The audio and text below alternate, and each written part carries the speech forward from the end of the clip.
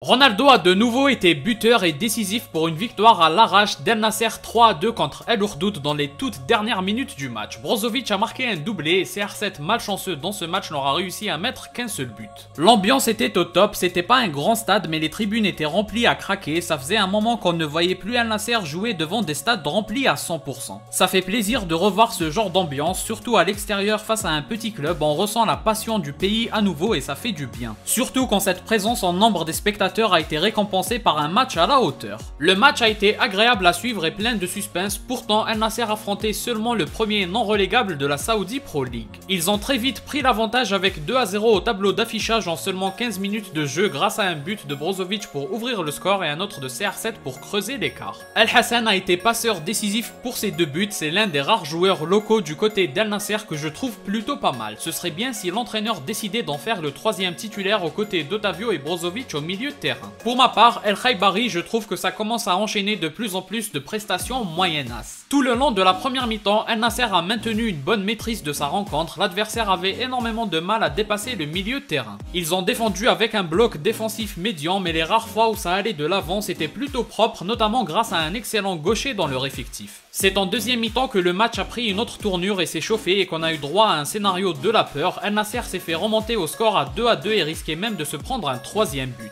Mais finalement, grâce au missile de Brozovic en fin de match, les 3 points ont été sécurisés par CR7 et les siens. Comme je l'ai dit au début, le GOAT a été malchanceux, il aura quand même réussi à marquer un seul but, ce qui implique 33 buts pour lui cette saison. Il est donc de loin le meilleur buteur et il n'est plus qu'à un seul but de rattraper le record détenu par Hamdallah qui est de 34 buts en une seule saison de Saudi Pro League.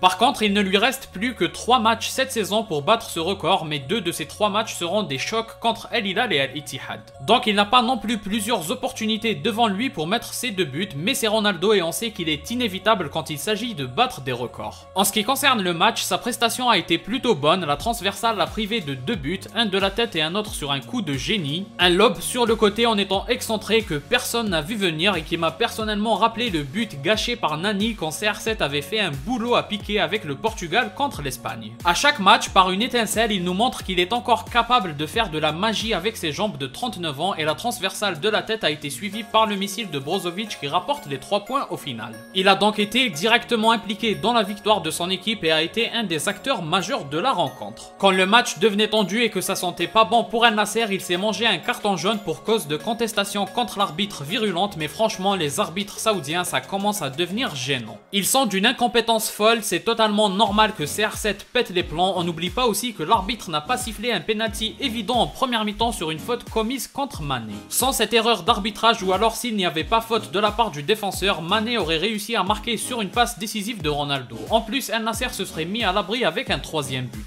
Tout ça pour dire que l'incompétence des arbitres a vraiment impacté négativement ce match. On va conclure en parlant de la faiblesse et de la naïveté défensive inquiétante d'El Nasser. J'ai vraiment énormément de mal à les imaginer battre El Hilal. À moins d'un miracle du foot, ils n'ont tout simplement pas le niveau. Il faut le reconnaître et le constater, la grande différence avec El Hilal, c'est que les joueurs saoudiens d'El Nasser sont grandement limités. C'est pas des mauvais joueurs, mais c'est à peine correct en termes de niveau. Alors que ceux d'El Hilal ont un niveau de bons joueurs européens, et en plus on peut aussi parler des pertes de balles du côté d'El Nasser totalement stupides qui ne profitent pas à des équipes faibles, mais quand ce sera des tueurs en face, ils ne vont rien pardonner. Malheureusement, c'est la limite d'El Nasser cette saison, en plus des blessures des joueurs importants comme Talisca, et pourtant à l'image de ce match, souvent ils ont réussi à arracher les 3 points, donc on est quand même heureux de leur saison parce qu'ils ont été vaillants. Et quand on fait la rétrospective de la saison de Ronaldo, on se dit quand même qu'il les a bien portés sur son dos. Quant aux autres joueurs européens du côté d'El Nasser, on en attend plus de Mané, sa deuxième mi-temps en termes de déchets techniques et d'imprécision, c'est pas normal, il est censé surclasser ce genre d'adversité. Alex Telles a aussi baissé en termes de niveau proposé et Laporte aussi continue de faire des erreurs impardonnables. Seul Brozovic et Ronaldo répondent présents à la hauteur des attentes. On sent que ces deux-là veulent arriver à l'Euro au pic de leur forme contrairement aux autres. Bref, El Nasser est quand même sur une très belle série de victoires consécutives, ça fait un long moment qu'ils n'ont plus fait de matchs nuls ni de défaites, donc même s'il ne reste pas énormément d'enjeux, on espère les voir continuer à enchaîner les victoires jusqu'au bout de la saison. Tous ces matchs, ça sert aussi de préparation pour l'entraîneur et pour les joueurs pour la finale qui arrive et qui est le plus gros enjeu de cette fin de saison. Comme d'habitude, n'hésitez pas à donner votre avis en commentaire. Si vous avez aimé, laissez un like et abonnez-vous pour ne rien rater. Partagez aussi la vidéo pour me soutenir. Moi je vous dis à la prochaine, portez-vous bien.